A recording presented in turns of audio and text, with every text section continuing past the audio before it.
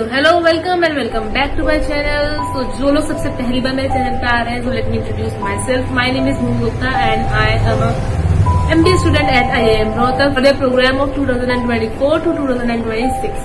And I have completed my first year and currently I am doing my internship here at Bangalore. And also when I go back to the college, I am doing the second year. So let's start the review. Most of the people talk about that LRDI is the toughest section in the CAT. Why so? But first, why so? Like why LRDI is the toughest section? Because LRDI is the section जिसमें आप predict नहीं कर सकते. That is unpredictable. कि which type of set will come, how many questions will come in each set, what is the difficulty level of the questions, what will be the difficulty level of the questions. These questions are very much kind of unpredictable. You cannot say so कि easy आएगा, tough आएगा, इस topic से आएगा, इस topic से नहीं आएगा, इस टॉपिक से कम आएगा, इस टॉपिक से ज्यादा आएगा. You cannot predict anything about this section. जैसा कि आप लोग को पता है कि अभी 7 months अप्रोक्सीमेटली रह गए अगर हम कैलकुलेट करें मई से. मई, जून, जुलाई, अगस्त, सितंबर, अक्टूबर, नवंबर एंड में वी हैव आवर कैट 2025. तो approximately 7 months are left for the preparation. And अगर हम LRDI की सेक्शन की बात करें तो there are various topics in LRDI section. That is charts, graphs and tables, arrangement problems, Venn diagram, cards and dices, ranking, matrix questions, cubes, binary logics, set theory, games and tournaments, critical path questions. So these are the topics which comes in LRDI, and there are different weightages of these sections or like topics in the particular exam.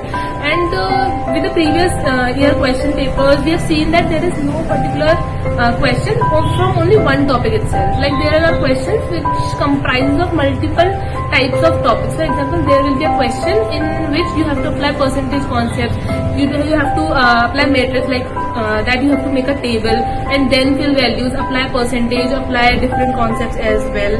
For example, you are applying set theory there, you are applying binary logics in the same question. So ऐसे questions आते हैं DLR के अंदर.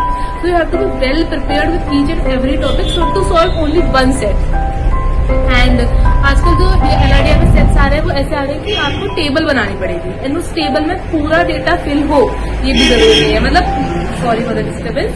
मतलब जो non completion वाले sets हैं कि जो पूरे कंप्लीट नहीं हो रहे फिर भी आपके सारे क्वेश्चन सॉल्व हो रहे हैं कि अगर ऐसा होगा, मतलब जो डिपेंडेंसी वाले क्वेश्चन होते हैं, फॉर एग्जाम्पल सिचुएशन वाइज कि अगर ये होगा और ये होगा तो ये क्या होगा. तो you have to fill this accordingly. Sometimes it happens like बच्चे जो होते हैं मतलब फिल कर रहे हैं, खेल रहे हैं, उनकी टेबल नहीं बन रही तो दे आर थिंकिंग कि उनका क्वेश्चन सॉल्व नहीं हो पा रहा है. But this is not the case. They have solve their full question. The question information is only that much कि वो उतना फिल कर लेंगे और बाकी जो सेक्शन है वो खाली ही रह जाएंगे. That depends on the question. तो ये चीज आप कैसे पता कर सकते हो? You have to read the question first कि वो भाई क्या समझा रहा है. जैसे फॉर एग्जाम्पल क्वेश्चन में लिखा है इफ करके. This means it's a conditional set. आपका पूरा क्वेश्चन सॉल्व नहीं होने वाला है. There will be something remaining और जो आपकी आपको क्वेश्चंस के थ्रू करना पड़ेगा कि अगर उस जगह ये फिट होगा तो आंसर क्या होगा. ऐसा क्वेश्चन. तो आप पूरा सेट को फिल करने के लिए जो आप टाइम लगाओगे वो मत इन्वेस्ट करना, बिकॉज आपको पता चल जाना चाहिए कि वो कंडीशनल सेट है या फिर पूरा फिल होने वाला सेट है. So there are different resources to prepare for LRDI. Different books are there, different online websites are there, mock website, PYQs. But the best resources among all is PYQs, because PYQs gives you a clear picture what CAT is about, what type of questions will come, what type of questions like what types of topics are coming again and again. Like for example, जो matrix वाला है वो बहुत आता है. Question में आपको table बनानी पड़ेगी एनी हाउ, छोटी, बड़ी, फुल, हाफ, किसी भी तरीके से. तो matrix is one of the most important topics in DILR. You have to understand how it works, कैसे बनाते हैं, how to start doing this and all. So this is the most important topic. There are various online classes, YouTube classes. YouTube पे बहुत सारे teachers हैं जिन्होंने पूरा step by step बता रखा है टॉपिक बाय टॉपिक कि किस टॉपिक के बाद आपको क्या करना चाहिए, क्या स्टेप होने चाहिए, उसको फॉलो करके आप कोई सेट सॉल्व कर सकते हो एंड ऑल दैट. तो आप यूट्यूब वीडियोस भी देख सकते हो टॉपिक कंप्लीट करने के लिए और अपनी स्ट्रैटेजीज बनाने के लिए.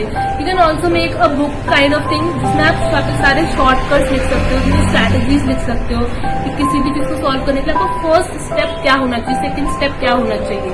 And it depends on you. कुछ लोग बोलेंगे कि क्वेश्चंस पहले पढ़ो देन सेट पढ़ो, कुछ लोग बोलेंगे सेट पहले पढ़ो देन क्वेश्चंस करो. But at the end it depends on you कि आपको क्या बेनिफिट होता है। आप दोनों स्ट्रेटेजीज फॉलो करके देखो और फिर एंड में कंक्लूजन निकालो कि आपके लिए क्या चीज बेनिफिशियल है, what is beneficial for you. So LRDI is all about critical thinking. तो to build your critical thinking you can solve sudoku, जो भी न्यूज़पेपर्स में आते हैं, जो मैगजीन्स में आते हैं। You can also find online sudokus as well.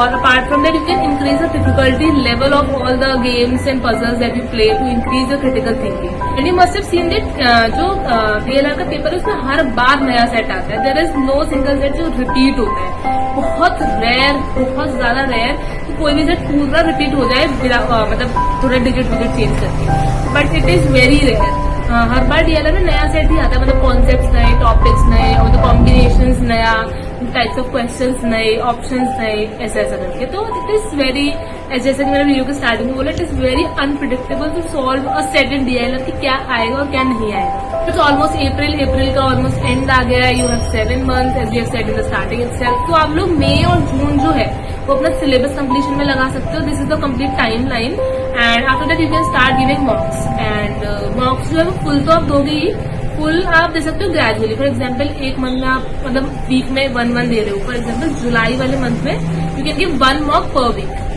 and analyze it properly, because analyzing a mock is the most important thing in every person's life who is preparing for any type of exam, CAT, COMAT, anything, because it will help you understand what your mistakes are and you can improve by them. Apart from that, अगर आप एक हफ्ते में एक mock दोगे तो एक महीने आपके 4 मॉक हो गए जुलाई वाले मंथ में। Then from August you can start giving 2 mocks, 3 mocks per week, and then increase your speed. Apart from that, these mocks are okay, and you have to do sectionals also, so that you can understand which strategy is working for you. For example, DLR is comprising of 4 sets. अब कोई भी question आ सकता है, 5 question भी आ सकते हैं, 4 6 question भी आ सकते हैं। तो आपके लिए क्या वर्क कर रहा है कि मतलब कौन सा सेट आप कितनी जल्दी फाइंड कर पा रहे हो, बिकॉज ऑल 4 सेट सॉल्व करना is very difficult for a normal person. तो आप लोग को क्या करना है कि 2 या 3 सेट सॉल्व करने की कोशिश करनी, मैक्स 3 सेट। और अगर वो नहीं हो रहा तो हर सेट के 2 क्वेश्चन। अगर आप 24 to 30 मार्क्स भी ले आते हो तो भी आपका परसेंटेज अच्छा खासा बन सकता है।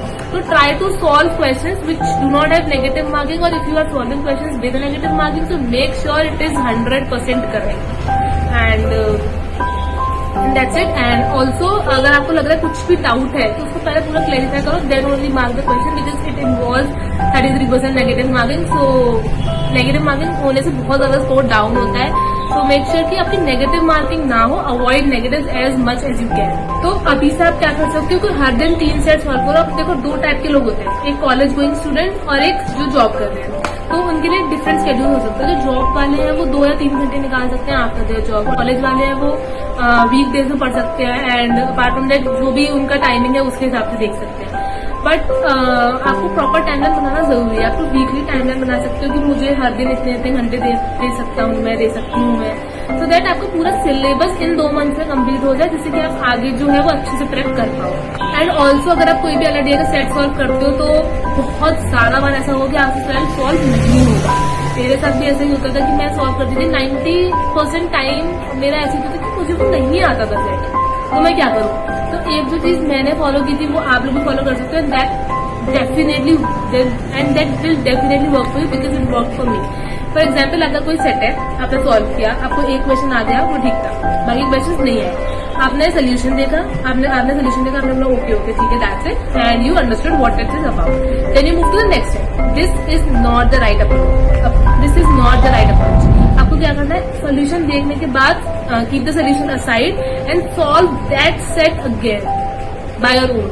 और आई कैन 100% गारंटी यू फिर भी आपके पास 1 ना 2 क्वेश्चन ऐसे होंगे जो सोल्यूशन देखने के बाद भी आप सॉल्व नहीं कर पाओगे। इसीलिए आपको रिविजिट करना है सोल्यूशन, फिर उस सोल्यूशन को दोबारा से लगे, फिर दोबारा से वो सेट सॉल्व करना है। जब तक आप खुद से वो पूरा सेट सॉल्व नहीं कर लेते तब तक आपको वो सेट सॉल्व करते रहना। And this is the strategy that work for me, because मुझे याद हो गया था कि हाँ अगर ऐसा होता है, मैं अगर इस जगह फंस जाती हूँ तो मैं क्या कर सकती हूँ, because I have seen the solution so many times. And solution देखने के बाद मैंने उसको इम्प्लीमेंट भी किया कि उस चीज को करना कैसे, बिकॉज LRDI के सेट्स वेरी डिफरेंट होते हैं, मतलब एक दूसरे से, तो प्रोसेस बहुत आगे पीछे होता है। तो मुझे ऐसा याद हो गया था कि हाँ अगर मैं यहाँ अटक गई हूँ तो मुझे क्या करना है, क्योंकि मैंने उसमें किया था। सोल्यूशन देखने के बाद तो रिवीजन हो जाता है kind of. So you can do this also. Like this will definitely help you. I can guarantee you. You can make your strategies register and all those things so that you can see strategies बाद में भी जाके कि हाँ किसके बाद क्या करते हैं, क्या प्रोसेस होता है. अगर ऐसा क्वेश्चन होता है तो इसमें मैं क्या करूंगा, डिफरेंट टाइप ऑफ क्वेश्चन है तो इसमें मैं क्या करूंगा and all those things.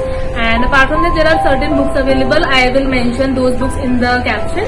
You can see those resources, YouTube videos to enhance your learning and all the best. Apart from that, if you have any question regarding LRDI or anything, you can mention in the comment section. I will definitely answer that. And if you want a certain video to be made by me, you can also link that. You can also type the subject of that video. I will make a video soon. Thank you. Bye bye. All the best.